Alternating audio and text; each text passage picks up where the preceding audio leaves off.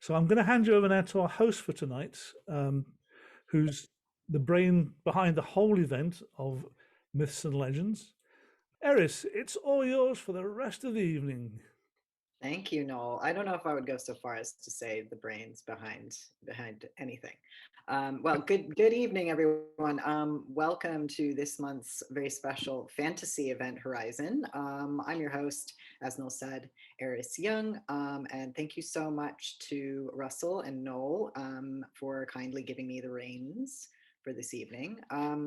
We have a lovely, sprawling lineup for you all this evening. So, to start things off, I thought we'd have a little bit of music. We will be listening to a composition by Lewis Clark. Lewis is a non binary composer and producer based in Glasgow who writes for music for film, TV, and the tabletop role playing game Dungeons and Dragons. I striving to always treat music as a storytelling device. They also produce bubblegum pop music accompanied by surreal homemade music videos, which I can say are very entertaining. Under the pseudonym Lucy, wherever on this eclectic spectrum of sound their music falls, you can guarantee it'll be theatrical, inventive, and full of surprises. Take it away, Lewis. Thank you very much. Yeah, so I'm Lewis. I write music for Dungeons and Dragons, and that's primarily what I'm going to be playing you this evening. And writing for D&D is a lot of fun. It's like writing for film, but without the kind of limitations of having to write for what's on screen, and you can just kind of make up the scene in your head. It's I find it very freeing as a musician. So I'm not going to talk too much about my music. I'm quite happy just to play it and let you guys make of it what you will. But something that's been on my mind while I've kind of returned to these first two pieces is how nice it is to work on them at a less bleak time of year, because these first two pieces are I originally wrote last January when I was thinking about how a tree feels about winter and whether they worry about losing their petals and their leaves. And I mean, no, I don't think, I think trees are the experts on letting good things go at the right time, and that they're very wise to know how important rest is in the creative process. But I wonder if trees know that their whole lives, or if the journey towards flowering is more personal and more difficult than we give it credit for. Is blossoming the result of a lifetime of learning how to cultivate self-growth? I don't know, but that's what I was thinking about when I wrote it. And yeah, enough chat. I'm going to let the music play. This is As the Last Leaf Falls and Awaits Spring. It's two pieces back to back, and then I'll let Eris take back over from me. Let me know if you guys can hear this okay, if someone gives me a thumbs up.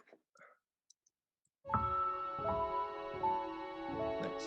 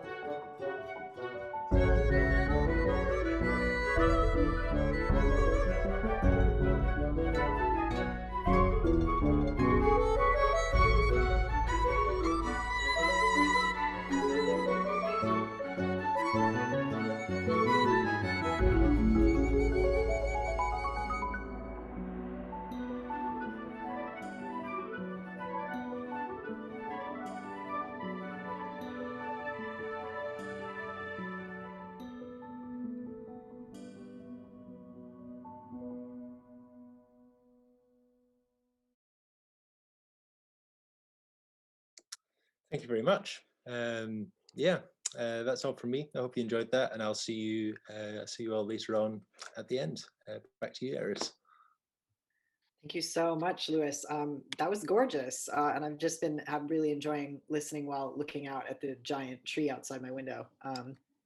Feeling like it's watching me a bit. Nice. Lewis will have a second set just at the very end of the event. So our first reader this evening, kicking everything off, is Catalina Watt. Say hi, Catalina. I see you there. I'm going to do speaker view actually so I can see you. Yes.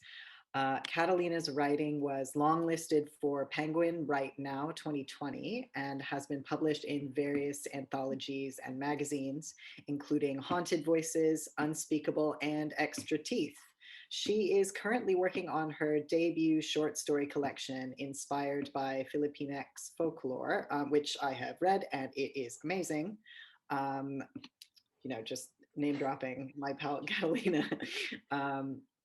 Catalina is also audio and digital executive for Canongate Books and audio director for Choreo. Am I pronouncing that right? Yeah, that's right. Yeah. A speculative fiction magazine publishing immigrant and diaspora authors. Go ahead, Kat. Perfect. Thank you so much, Eris. And Lewis, that set was beautiful. I feel very, very in the mode now. So I'm going to be reading a piece called Sheets, which is from the aforementioned collection. And this is a love letter of sorts. Dear Habagat, let me explain. I didn't just want to sleep with you. I wanted you to love me. So I made you a gayuma, a love potion. I have always been someone who keeps their thoughts to themselves. I only speak when spoken to. The men of Avelina found that alluring, especially the ones raised on Spanish values. They yearned to crack open my shell and take the pearl. The Mancaculum look like everyone else, but they hold a secret power between their eyebrows and between their legs. She told me it would take time. I needed to let the lust grow like a wild plant. She said the desperation would make the bind stronger. I crushed the herbs into the suman, mixing the sticky rice with coconut milk and sugar and salt.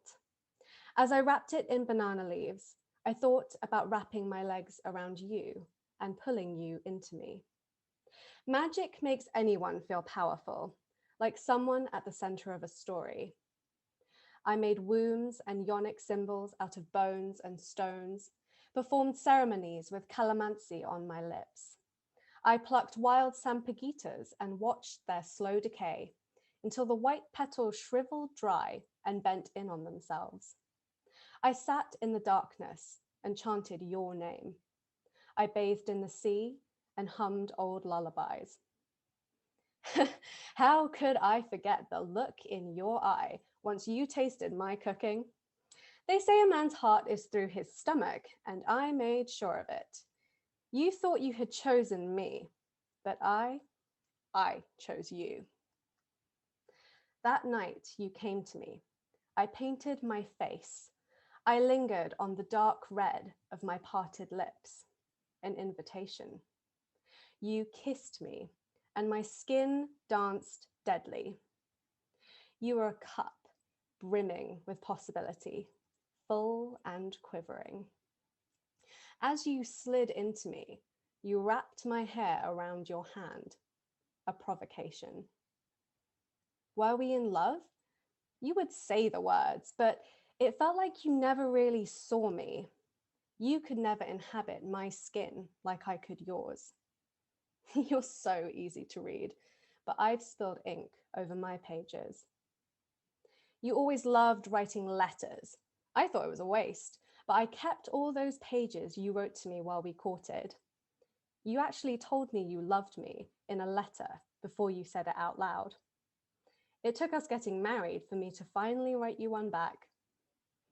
My parents, they loved you, and yours tolerated me.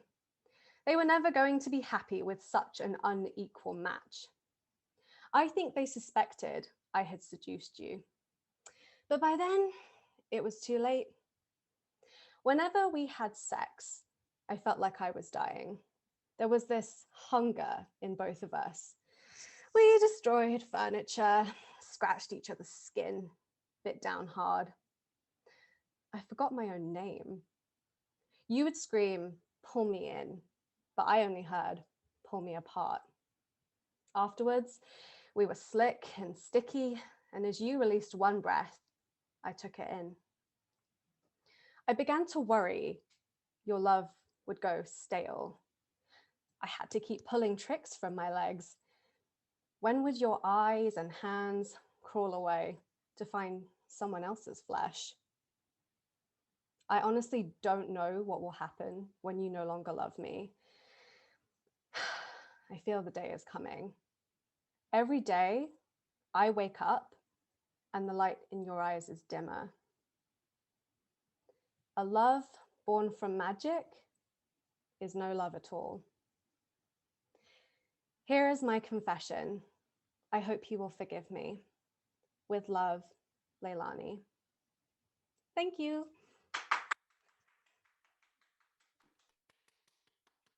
Oh my God, thank you so much, Kat. I love that section. Like that whole piece is just so like, I don't know, like dark and provocative. Oh, thank you. I was going to give content warnings for sex, but I hope that everyone's okay with the existence of sex. Yeah, I think we're all right. Yes, thank you so much. Right, who is our next reader this evening? Our next reader this evening is the wonderful Rachel Plummer. Rachel is a poet living in Edinburgh. They are a Scottish Book Trust New Writers Award winner, and their poetry has been published widely in magazines and anthologies. In 2017, they published a pamphlet of sci-fi poetry with House Press, And Wayne, Rachel's wonderful collection of reimagined Scottish myths, was published by the Emma Press in 2019 and nominated for a Carnegie Medal. Take it away, Rachel. Thank you, Eris. It's so lovely to be here talking about myths and legends and folklore and things. It's one of my favorite things to talk about and to write about, so it's a lovely topic, and I was so pleased to be invited along. I thought I might start with a poem that was published in this anthology, Umbrellas of Edinburgh, which has the link to Russell because it was edited by Shoreline's own Russell Jones as well as Claire Askew. And yeah, it's a book of poems about the city of Edinburgh. And I wrote one about the area where I lived. I've moved, but not far, only sort of a neighbourhood away from where I live, which was Oxgangs. Don't know if anyone here knows Oxgangs. If you do, yeah, Oxgangs. And Oxgangs is a kind of an interesting area. I lived there for over a decade, and it meant a lot to me. I started my family there, and I have many good friends there. But it's kind of a complex place, often a bit of a rough area, a bit of a place with some history, let's say. And at the time when I wrote this poem, my daughter, I would spend a lot of time walking around Oxgangs with her, and she really loves Scottish folk stories, which is why I started writing Wayne, my book of retellings of Scottish folklore. And so I would be telling her a lot of stories while we were out walking, and that was kind of the reasoning behind this one. This one's about Kelpie. I love to write about Kelpies. And I'm imagining, most of us know what a Kelpie is, but if anybody doesn't, that's fine. It's kind of a magical creature that's like a horse, or looks like a horse, but lives usually in water, and in many of the stories is a bit ominous, like can drag you into the water, or maybe drown and eat you, and is scared of iron and things like that. So basically a magical kind of horse type creature. So this poem is called Kelpie, and it's for Oxgangs. Beside the pond, with honesty in her hair, a Kelpie scraped a hard hoof on the tarmac, and you followed her. Past the plum trees, where slick orange mushrooms bubbled from the path behind her. Through squat blocks of flats, where the ghosts of the tower blocks hung like crows above you. To the play park, where at her breath the burnt swing suddenly cooled, paled, and righted itself to swing healthily again. Across the football pitches, where the scars of fireworks burst into clover and bees swarmed like blood cells. Past the white church, where the barred window broke from its metal cage and opened wide at her whinny. Through the chippy, where the smell of food was greater than the smell of hunger. And out the other side, to the big road, where the Kelpie walked through traffic as if nothing could touch her, and nothing touched her.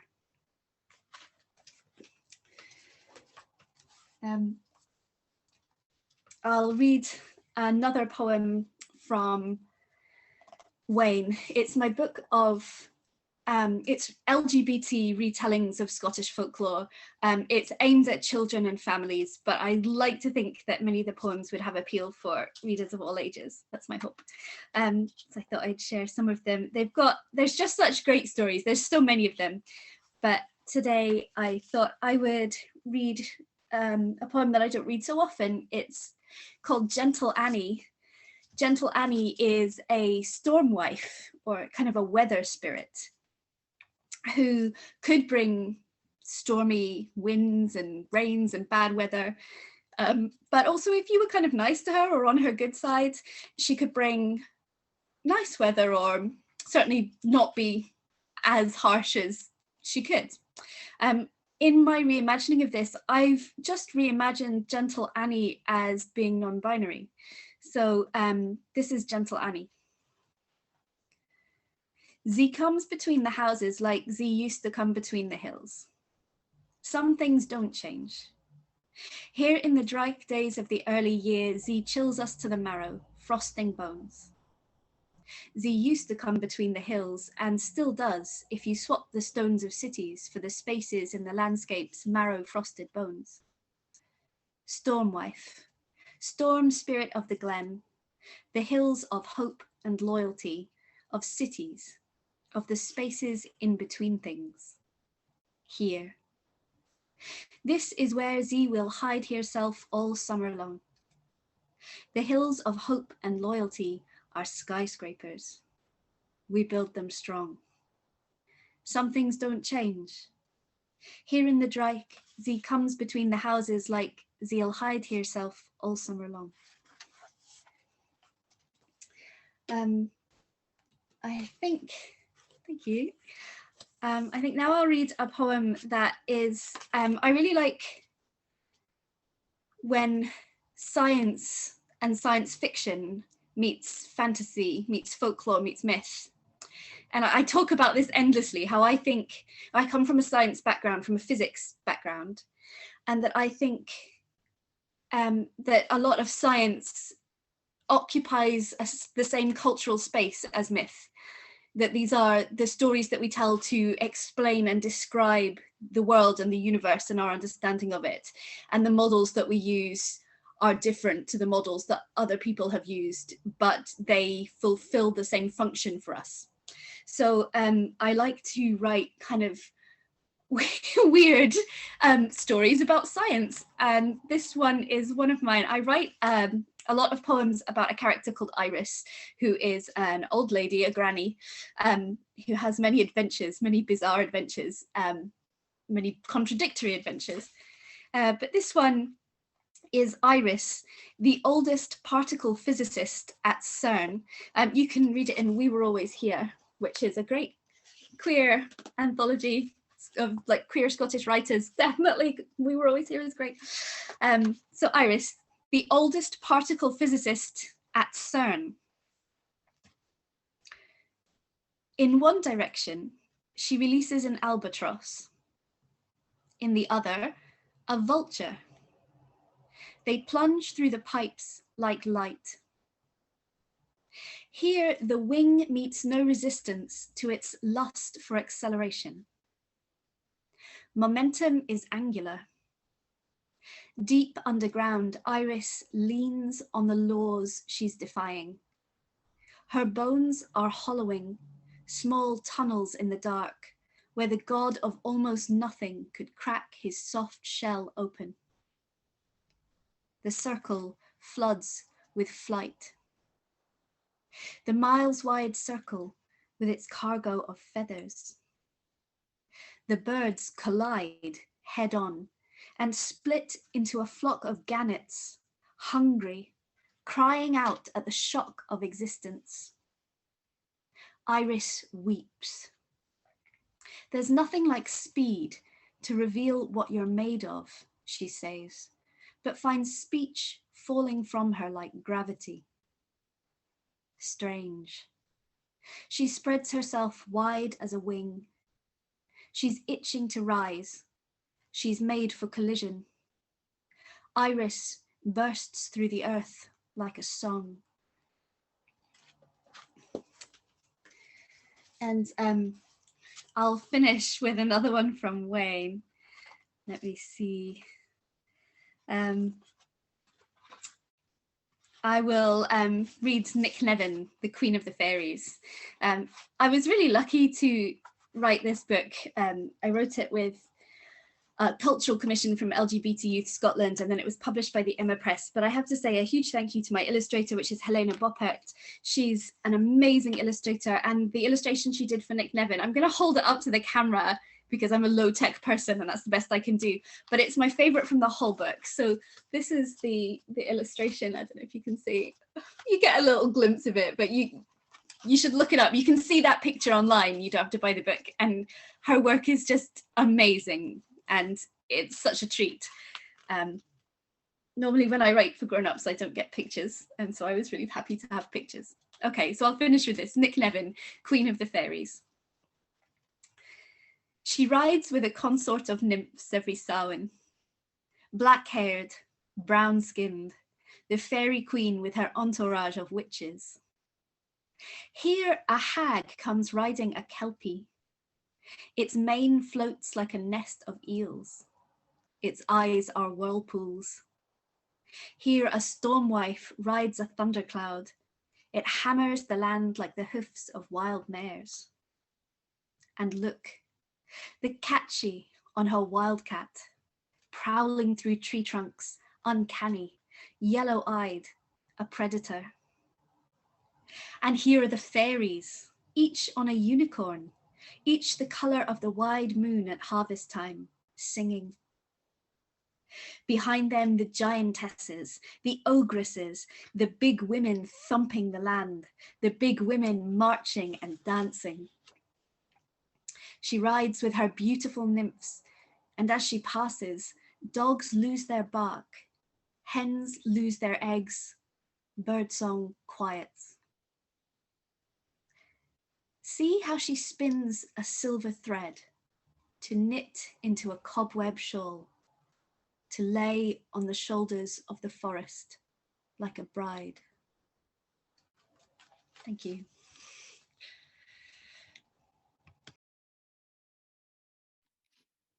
Thank you so much, Rachel. I'm just obviously blown away every time. And I love that point about myth and science fulfilling similar functions. I'd never ever thought about that before, but it's so right. I think there's a lot of art in there. Definitely. I could talk about it for ages. I won't, but I could. Maybe a future event.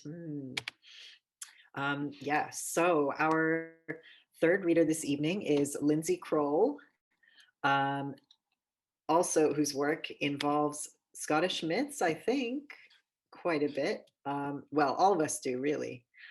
So Lindsay is an Edinburgh-based science fiction and fantasy writer. She received a Scottish Book Trust New Writers Award last year and is working on her debut novel. Her work has been published in a number of magazines and anthologies, and her debut audio drama, Daughter of Fire and Water, which you should all listen to, it's very, very good, drawing on Scottish folklore, was released by Alternative Stories and Fake Realities podcast in February. She is also co-founder of Edinburgh Science Fiction and Fantasy Writers and enjoys being part of such an exciting Scottish SFF scene, which I completely agree. The scene is excellent here.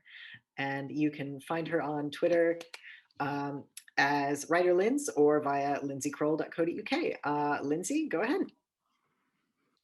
Thanks, Iris.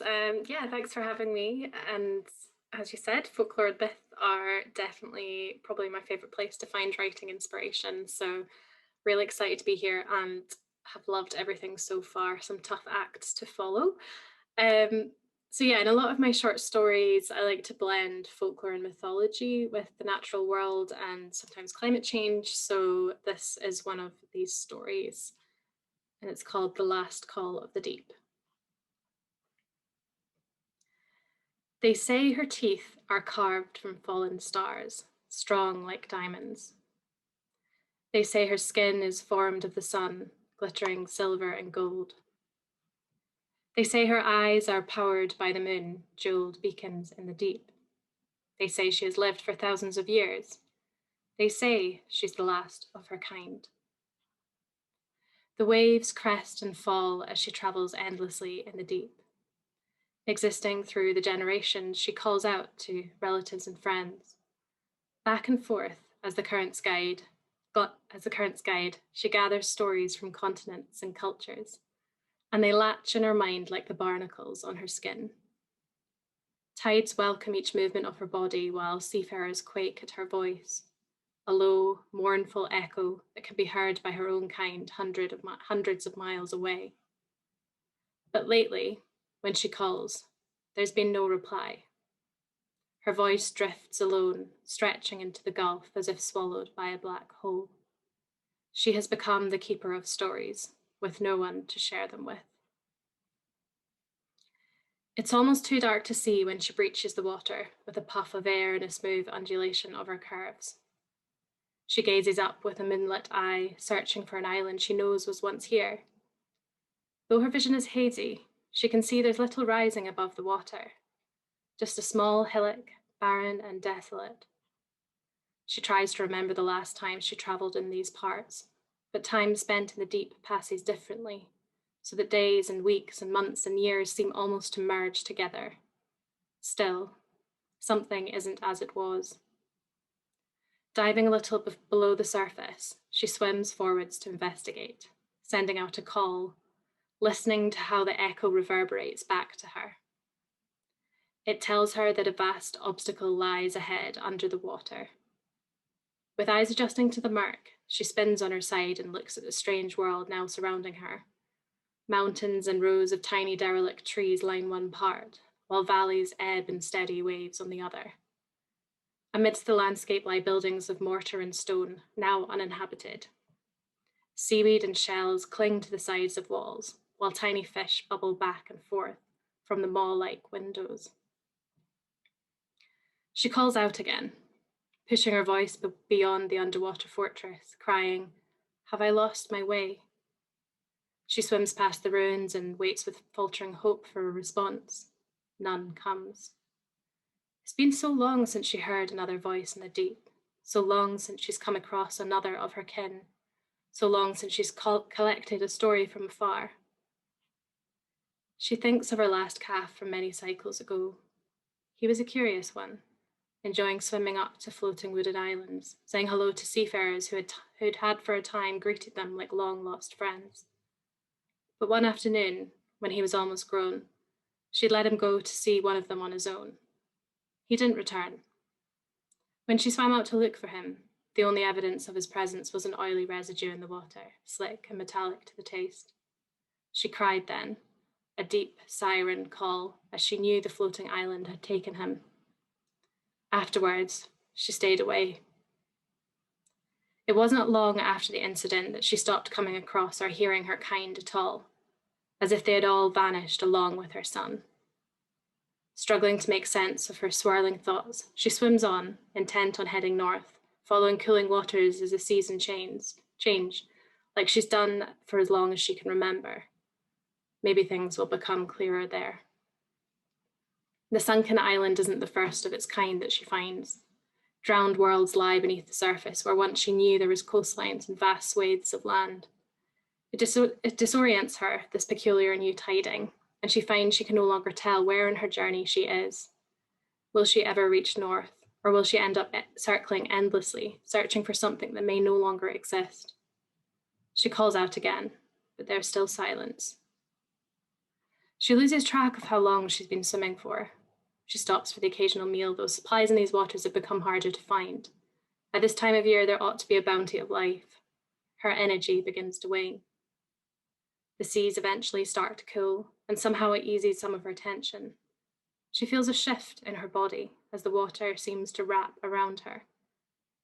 When she was young, her family would tell a story that her ancestors formed the continents, that the great creatures before once breached the surface and simply fell asleep, body half out of the water, the rest of them rooted to the ocean below.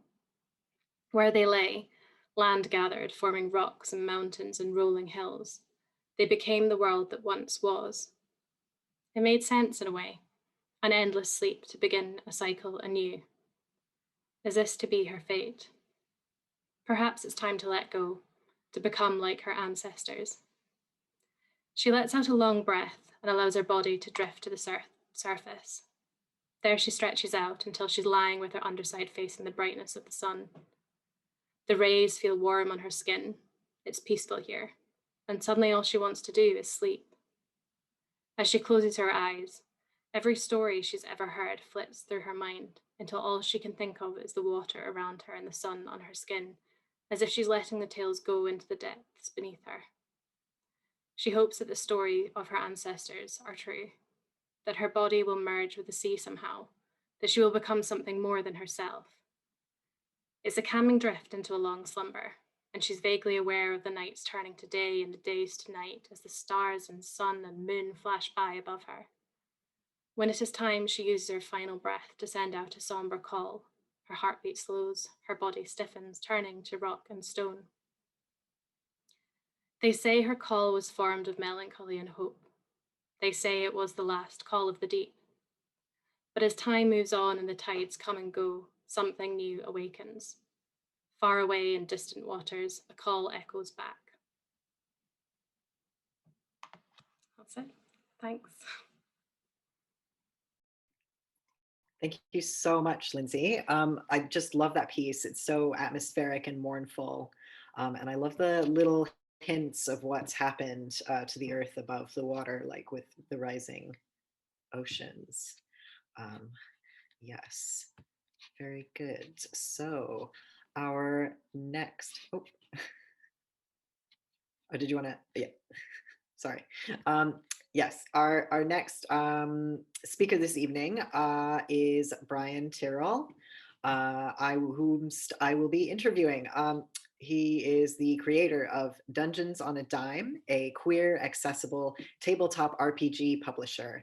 Brian is a game designer, writer, illustrator, and project manager at Dungeons on a Dime.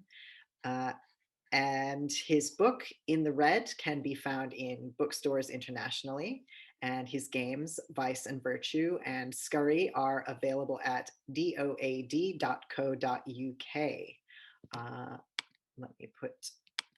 Let me pin your screen so I can see you, Brian.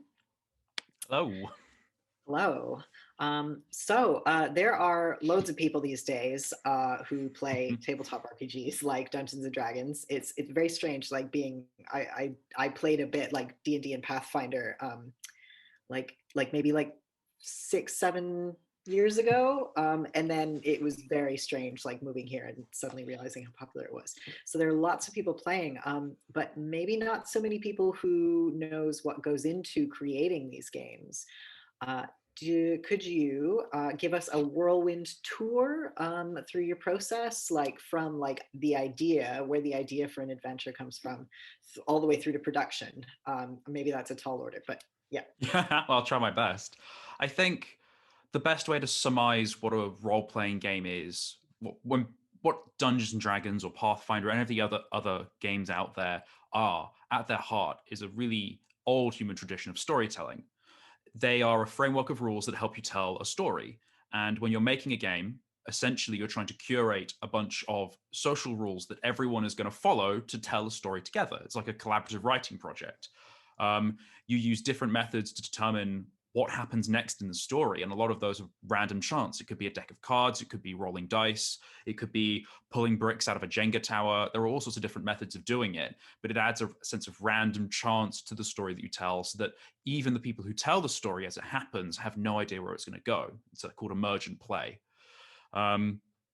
So when you are writing a role-playing game, what you need to think about are the sorts of metaphors, the sort of stories and themes you want to help, or you want your rules to help people explore. The common issue of writing a story collaboratively when you don't have any rules is a common problem we had when we were kids. You run around, you say, hey, I'm Kid A and you're Kid B. Kid B, I shoot you with a laser beam. And then Kid B is like, well, I've got a laser beam deflecting shield. And then they go, well, my laser goes through laser deflecting shields. And back and forth and back and forth. With rules in place, you get to determine what happens next, why it happens, and how to resolve that sort of conflict in the story to make a satisfying, adventure. So, it's there are all sorts of ways that you could start, but I think the best way is just to show you one game I've been working on. So I'm going to go to screen share. It's a glowing green button, which we love. Blam. So this is Scurry, which is a role-playing game where you play as little animals in a massive forest going on an adventure. It's got lots of themes, like if you're familiar with Redwall or Watership Down or other sorts of stories like that, this is the sort of feeling I want the game to evoke. So when people play this, they get to be the main characters in those stories and explore. So when I am designing a game, I try to think of cultural touchstones of movies, of soundtracks, of books that I enjoy, and I try to write rules that explore that. So for example, Scurry is all about as the word implies, fast adventures. They are adventures that gather speed. So the rules that I have written for this focus on creating that arc of tension in the story, of starting low and just getting more and more and more tense until something happens at the end of the story. When you write a game, you write what is immersive text, what is description and things that help people get involved in the world, and you write hard rules that they have to follow and tell you how to resolve things. So with Scurry, some of the fun flavor is how people get to describe their own characters. I say that in this game, all the beasts, the players, each are part of a little guild. So they might be a wicker weaver who collect reeds and then weave them into things, or they might be a fairwinder, a bird from foreign shores flying on warm winds. They could be a stitcher, who gather knowledge about bodies and are the doctors for different kinds of beasts, or vets, I guess. The rules here say what their skills are, but there is also a sense of immersion and joy in the words that you use to define those parameters. I say that they don't have doctors, they have stitches. It's implying a more literal translation of how they see the world, which is how I think animals would perceive the world. They are wicker weavers because they weave wicker. They are fair winders because they fly on fair winds. When it comes to harder rules that kind of reinforce the kind of pacing of the story that you want, you kind of come down to mechanics like dice. So for example, if you want to resolve problems in the story, everyone rolls the same die. And dice, most people know them as the pair you get in Monopoly. They have 6 sides, you roll them and they give you a number from 1 to 6. But dice can come with multiple sides. So you might have a 12-sided die that gives you numbers from 1 to 12. In Scurry, you use lots of different sizes of die. You want to roll over 4 when you encounter something difficult. And if you roll over 4, then whatever the beasts, the players, the characters are trying to do, it succeeds. And you get to describe collectively what that looks like. However, when things go bad, when something bad happens, the dice starts to shrink in size. It becomes harder to roll a 4 or above. If you start with 1 to 12, it's really easy. And it goes down to a 10, to an 8, to a 6, to a 4. And that increases the tension of the adventure because you're more likely to fail no matter what you do. I've built it into the story so that every adventure gets harder and harder and more exciting as you go on, and you have to sacrifice more and consider what to leave behind, what's true to your goal and what's a distraction, and it emulates that feeling of going on a scurry. So that's the approach I have when it comes to writing games. When it comes to adventures, Scurry comes with adventures that also are essentially the bones of a story for people to explore without limiting them in how they want to tell that story. So for example, there are 3 adventures that come with Scurry. So Scurry is a set of rules, but there are 3 adventures in a story I call The Wake of Titans. We follow beasts that live in a post-human world. Humans have left, and animals are here now to explore and do as they wish, and they have the ruins of our world around them, and they're flourishing. And we, the Titans, are causing all sorts of trouble for animals, even though we are long gone.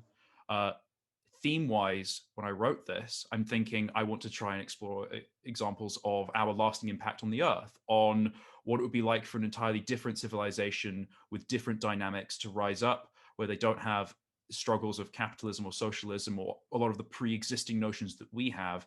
Our world makes no sense or context to them, so they're just doing what feels natural for them.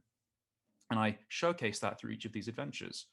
So for example, Ask Once is all about the society beasts live in, the kind of cities they have, and it comes with characters for people to play as opposed to saying this character will do this and giving you a timeline of actions, as you might say have in a book where you read what people do and then it's exciting to be immersed. Instead, I say, this is how someone feels. This is what their goal is. And I invite instead, as all role-playing games do, someone to come in and inhabit that character and to imagine what to do next. I also provide information that could provide cool conflicts. as opposed to saying that in Act 3, Scene 2 there will be a sword fight. Instead, I say, well, Chekhov's gun is on the mantle.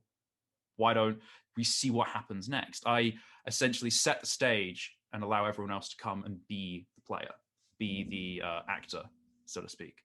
That's a very broad look at how I write games and adventures, and it's a similar process for many people who approach role-playing games, but everyone's got their own unique twist. Yeah. Wow. And I love like being able to see all of your illustrations and grids. Talking about the grids again. But there was something that really struck me when I was sort of looking at your website to kind of get ideas for what I wanted to ask you about. And that was that you describe Dungeons on a Dime as like queer and accessible. Why is it important to foreground those particular qualities? So I started role playing from a very young age, and I attribute a lot of the social development that I've had as a person to playing these sorts of games. I'm really happy disclosing that I am a gay man and that I'm also autistic. And both of those can be difficult. They can inhibit how you interact with the world for various reasons. Through role-playing games, I'm able to practice, explore, and discuss my own stories and curate that in an environment with people that I trust in a way that has a safety net to it. If you go out into the world and you don't know, say, for example, how to make friends, you can make mistakes and you can genuinely hurt people. That can suck. You can say the wrong thing, you can not know what you're doing and make mistakes that have consequences. But when you play a game, there's a level of distance. You can attempt things as your character and learn from their mistakes, but it's your character that fails, not you, the player. With that distance, you're able to try, experiment in lots of different ways. So if you're, say, a young autistic kid like I was, you get to try and make friends and then learn from those mistakes and make friends in the real world using those skills and not make those mistakes because you've already made them in a safe place. As you get older and more confident in your ability to communicate, you can start curating stories that, in the same way that I set the stage when I write an adventure, that set problems with no implicit solution and allow players to discuss and explore those. It's shown in studies repeatedly that role-playing games are fantastic for minority communities to explore issues within their communities, to explore concepts of racism, of homophobia, of internal biases and problems, of characters that aren't just heroes, but where there is no perfect solution, and to discuss and to do that in a way that is exciting. It's also empowering because you can have stories where you are the hero and you are the main character and exciting. You get to tell your own stories. So when I say that the books that I publish are queer and accessible, I mean it in a way of it's accessible for anyone to come and tell stories, to be the one who gets to tell their stories, as opposed to reading a book that someone else has made or finding an interpretation and trying to guess from it. They get to curate their own voice. When I say it's queer, it's because I put queer characters in everything I do, and I get to explore what it means for me to be gay and queer and ideas of gender and a place in society. And I get to make that normal with the stories that I tell because I'm telling them.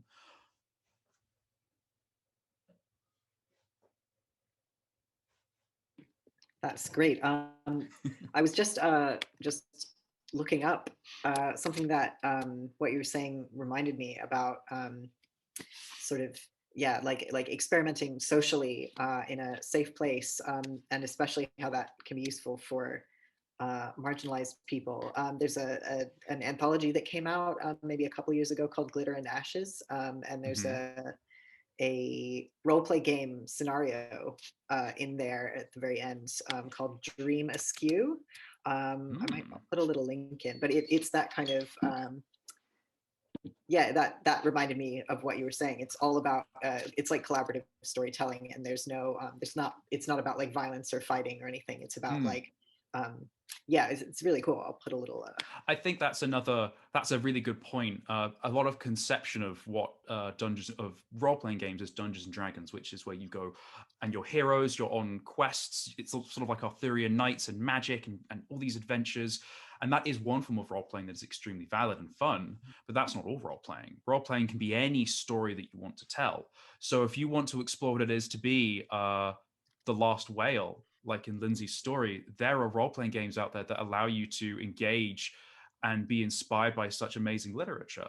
If you want to be seeing what it's like to be at the edge of the universe and alone, but choosing to be there, that's a whole different dynamic that you can also explore. If you just want to be, a really cool role-playing game I saw was in an anthology called, I think it was like Wax and Honey, where essentially it's the perfect example of role play, but also social dynamic, where you are all friends at a brunch talking about sex. You have each slept with someone else in the table, and you're trying to make illusions about if they were good in bed or not by the food that you comment on at the brunch. And everyone has a secret goal of a piece of information they want to communicate that everyone then cross-references at the end. And it's a perfect way of having like a catty, gossipy lunch, but there's also no drama because it's not real. My God, what a good idea. There's just so many interesting things happening with roleplay gaming right now. Like, I guess now that like the queers are getting into it more, yeah, it's just so great. So I think it is time to move on to our final reader of the evening, which is Rhiannon Grist. So Rhiannon, there you are. I'm gonna pin you just for my own reference. Rhiannon is a Welsh writer of weird, speculative, and horror fiction, some of which I have read and very much enjoyed.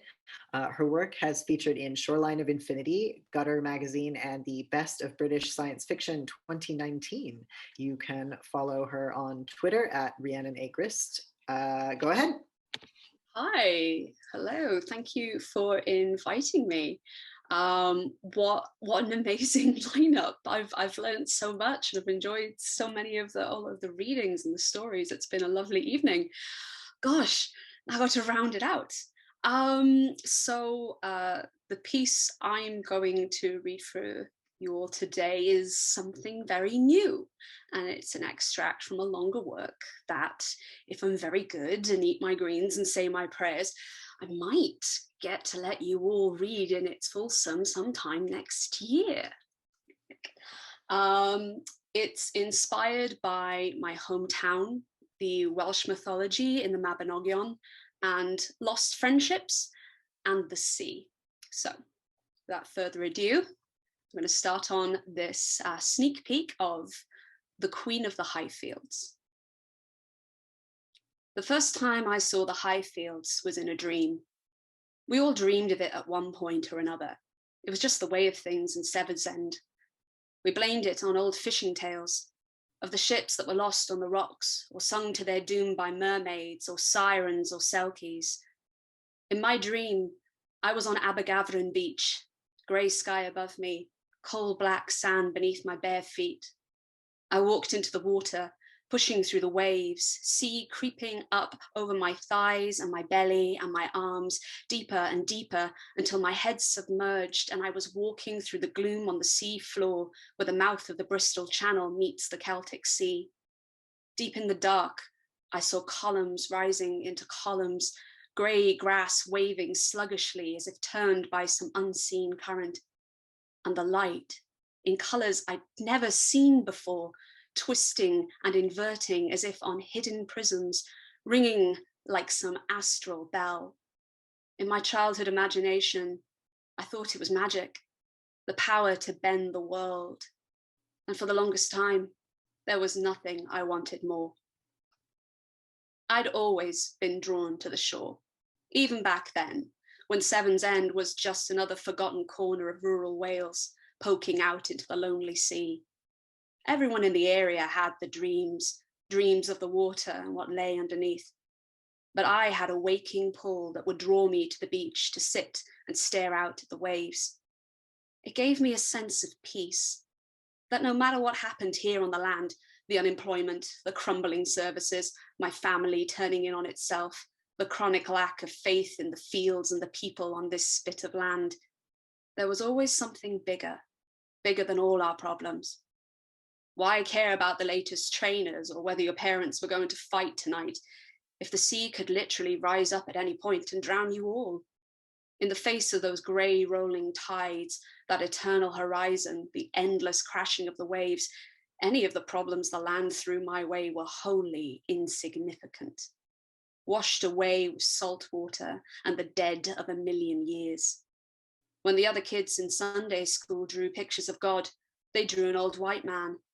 Me, I drew the ocean. The first time Hazard and I spoke was after I tried to walk into the sea.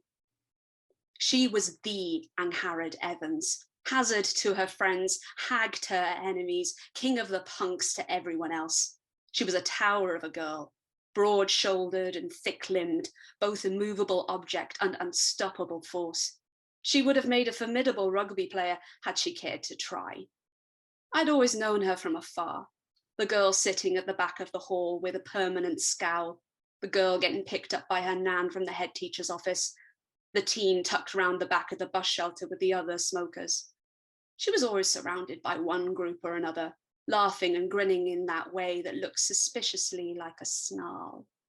She had that kind of magnetism even then, an aura that just made people want to be around her. Didn't matter if it was because they loved her or hated her. She just had a draw like that. But even then, I could tell by her constantly wandering focus and rolled eyes that no matter who surrounded her, they always seemed to bore her. By the time she came to me, she'd shrugged off everyone else Seven's End had to offer. Maybe that's why she came after the girl who'd washed up on the beach. Maybe Hazard was looking for someone who was drawn to something else, to find out what that was, to see what could possibly be more magnetic than herself. "Why'd you do it?" she asked. I shrugged, not trusting anyone to understand, least of all her. But I should have known better. Hazard was always determined to be different. "I heard there's something down there," she said. "More than mud and seaweed or whatever folk about town say. Something powerful." I couldn't hide my piqued interest. "You can feel it, can't you?" she said. "You know it's real." She knelt down and reached out a hand. "Want to find out what's really out there?" I took her hand without a second thought. Finally, someone got it. Finally, someone understood. The first time we headed out, we were 16. We hired a rowboat from one of the last remaining fishing businesses on the coast.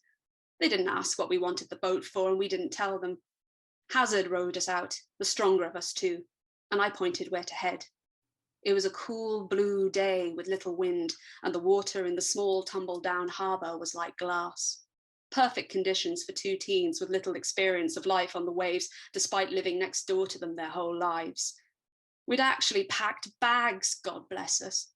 Things we'd thought we'd need for our new lives in a place we'd only ever seen in our dreams. CD players, cheap rum, and sleeping bags. Despite the blue beginnings of the day, as we got closer to that pull in my chest, a haze rose out at the strait, blurring the edges of water and sky. The once calm sea turned shoppy with waves that crashed straight into the front of the boat, pushing us backward. "Just point where it is," said Hazard, words coming staccato between breaths, "and I'll find a way there." I pointed the way the pull was telling me. We'd been going in the right direction, but the waves were too choppy. We were scared the boat would tip and we'd be lost in the sea. Hazard turned the boat to row across the waves, trying to find a way around, but no matter which way she went or how hard she rowed, we made no headway. Eventually, skin gleaming and clothes wet through with sweat, Hazard reluctantly handed me the oars and collapsed, panting into the back of the boat. I took over as best I could, desperately trying to find a way around, but soon the waves caught the bow and twisted us side onto the tide until we were completely turned about. The sun went down. The air turned cold. For a paralyzing moment, we let ourselves drift in silence, unsure what to do next. After a few hours, we bumped into the side of a vessel belonging to the family who'd loaned us the boat in the first place. Thought you could just row out to it, did you? The elder skipper chuckled around a drooping cigarette. Thought you could just take it like one of our own stags, without so much as a knock or a schmei first either. Our faces must have broadcast our confusion at his mumblings, because he quickly scowled at us and spat the damp dregs of his fag into the sea. Ugh, that's the problem with you lot. You've no respect for the old stories anymore. Well, a nun has its rules. He stabbed a gnarled nut-brown finger in our direction. And you're no pool. All right, you mad bastard, Hazard huffed under her breath. I, on the other hand, thought the mad bastard had a point.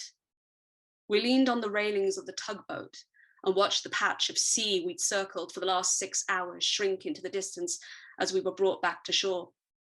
We didn't know the old stories. We hadn't even known there were old stories. That would be the last time I would be caught unprepared.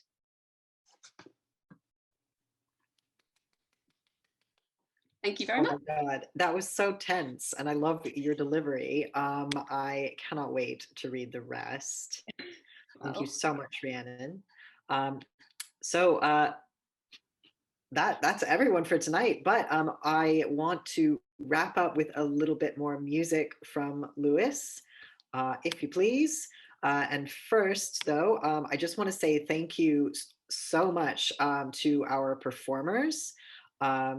Like, huge round of applause to all of you. I did very little work to prepare for this evening, so I'm in awe. And thank you to Noel for being on tech, and thank you all to all of you in the audience. Thank you so much for turning out. Well, lockdown's sort of petering out, so I guess you might have had other plans, but I certainly didn't. Thank you all so much. Lewis, would you care to, or yes? Yeah, sure. I'll play us out. But yeah, this has been so nice to be a part of. Everything that everyone's brought tonight has been really cool, and I've just enjoyed sitting back for it. But yeah, I'll leave you with some more music.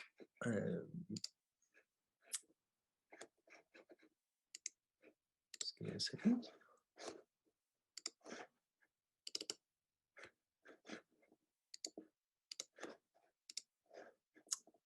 There we go.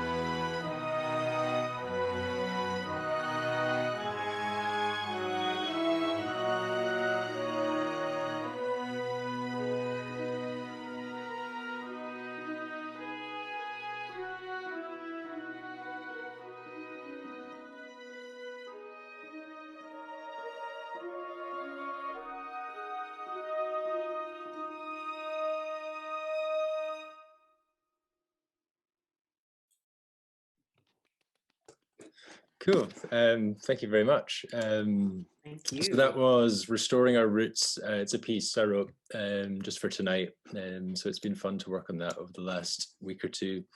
And yeah, if you've enjoyed any of the D&D music that I've been playing this evening, it's all available on most major streaming platforms under Lewis Clark. Feel free to use it in your games, or if you're just chilling out and want something to read or write to. And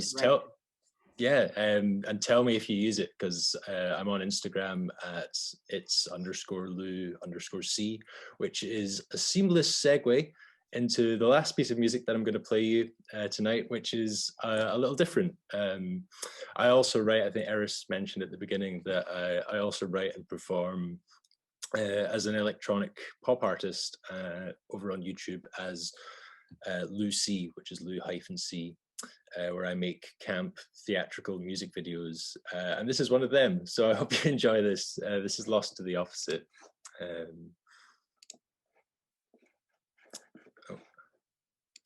I need to start setting these up before I go to the share feature, because I have nothing to share until I open it.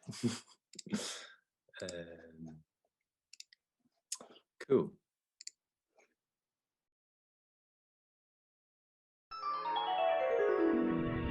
Memory, why do you come for me, then run from me like a melody? La, la, la. Heard in a dream, when I wake and recreate a single beat every scene. Re-remember differently, so distantly, what I've seen. Scare me to death, take a breath, count to 3. 1, 2, 3. All of the leaves are turning brown. Cold feet, breathe deep, make the leap. Get ready to leave me in the ground. 6 feet, don't weep, I need sleep. I'm all out of reasons I should wait. Clear the haze, brighter days underlaid. The change in the seasons came too late. Wake up. Don't you see, that's not me. It's just a dream, but I know I'm the one who gave it to myself. I can't rest, a wicked jest. Is this a test? Do I have to find a way to save myself? An end is nigh. From what I have seen tonight, behind closed eyes, no pretend this time. But drawn from my mind, I'm out of my mind, an afterthought. That I am a stopping clock, though aftershock, tick-tock, big talk. Can only dig a deeper grave, can't dream myself a space. No escape. All of the leaves are turning brown. I gotta go, I tried to grow, it's too slow. Get ready to leave me in the ground. Out of beats, now deceased, rest in peace.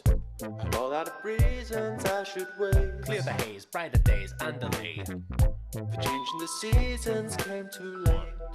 3, 4, 5. Don't you see, that's not me. It's just a dream, but I know I'm the one who gave it to myself. I can't rest, a wicked jest. Is this a test? Do I have to find a way to save myself? You say that seeing is believing, but I got a funny feeling that a man upon the ceiling ain't all we can believe in. Innocence, lost to the opposite. So who do you think is in control when the credits start to roll? See your name in every role, playing body, mind, and soul. Every lost to the opposite. With the setting of the sun, two minds become one. You want an answer to this, so the melody is yet to come. Dissonance, lost to the opposite. The melody is just begun. Turn it up.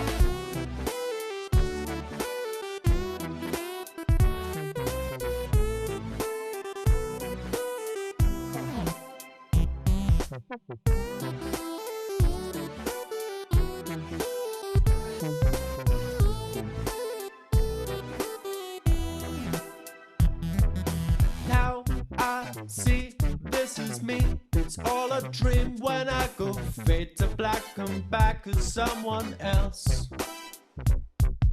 Now I rest, I took the test, been my best and learned that you're the one to save you from yourself.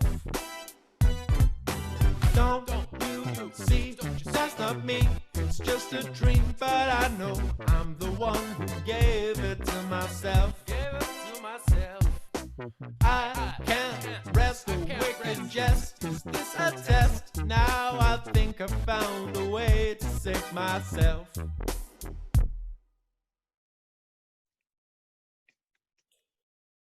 Hey, nice. I hope you all enjoyed that. But that's it from me. Yeah, if you're interested, you can find my stuff, Lewis Clark and Lucy. But thank you very much for having me. Thank you so much, Sure, Lewis. yeah. I've got a list of links that I can. I'm going to send to Noel to send to all of you in the audience. So just a little bit more information about all of our speakers tonight. So Noel, do you want to? Yeah, well, I was going to say thank you very much, Eris, for your wonderful work this evening. It's been a great pleasure tonight. One of my favourite ones so far, I think. And there's been some mighty ones in there. Hello. So just to say, last few words, there's things coming up for everybody. The Edinburgh Literary Salon next week is putting on a wee event. Is it next week or 2 weeks? I've forgotten now. 2 weeks, isn't it? Yes. Have a look at that link there. Where Shoreline and Chimera will be doing a turn. And I've got to mention Chimera. If I don't mention Chimera, I'll get my legs sawn off at the head. So don't forget, Chimera And we'll murder Festival. you if you don't mention Chimera. So Chimera is happening on the 4th, 5th, and 6th of June, and Shoreline are doing a couple of events. We're launching Alba Ad Astra, the story of Scotland's forgotten space missions. So you look out for that. And another event horizon. Our next event horizon is on the Saturday night, on the 5th of June. We've got a great lineup there, including the next episode of Reptilian Flux. So that's live drama via Zoom. So please hope you make sure you turn up for those at some point on the Chimera. And there's loads of other things in Chimera as well. It's one of the best science fiction festivals ever, and I am not exaggerating. And does a great job of gathering all these people. There's a huge amount of work to run it, and it's fantastic. So get your tickets if there are any left. And don't forget Shoreline of Infinity as well, by the way, shorelineinfinity.com, your best science fiction magazine in the world. Okay, so thanks again for everyone for turning up. Thank you again, Eris. And I'll say good night. Safe home, everybody. Bye. Thanks, everyone.